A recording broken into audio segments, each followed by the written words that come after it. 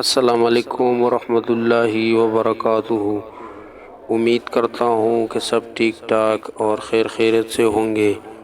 آج میں آپ کے ساتھ نبی کریم صلی اللہ علیہ وآلہ وسلم کے 4 احادیث شیئر کروں گا۔ اس کو آپ نے ضرور سننا ہے کیونکہ یہ احادیث ہمیں مفت میں ملا ہے۔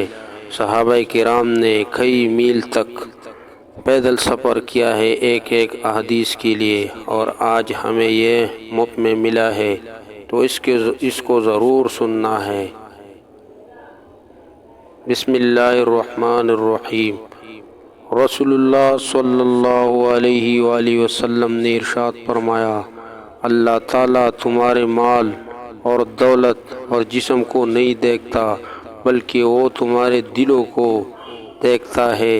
صحیح مسلم 6542۔ احادیث نمبر 2۔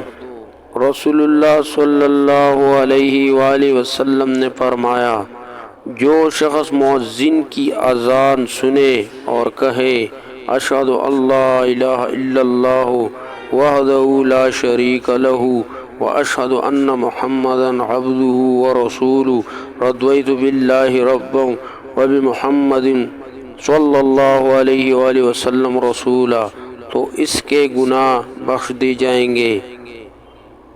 حدیث نمبر 3۔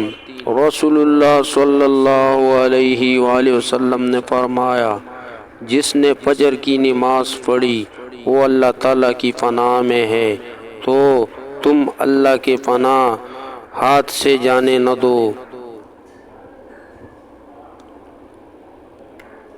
حدیث نمبر 3۔ فرمان مصطفیٰ صلی اللہ علیہ وآلہ وسلم، جنت میں وہ شخص داخل نہیں ہوگا جس کے دل میں رائے کے دانے کے برابر بھی تکبر ہوگا، اور جہنم میں وہ شخص داخل نہیں ہوگا جس کے دل میں رائے کے دانے کے برابر ایمان ہوگا۔ نیکی کی بات کو آگے پھیلانا صدقہ جاریہ ہے۔ نبی کریم صلی اللہ علیہ وآلہ وسلم نے فرمایا، جس نے میری ایک حدیث سنی اور دوسروں تک پہنچائی، اللہ اس کے چہرے کو روشن رکھے۔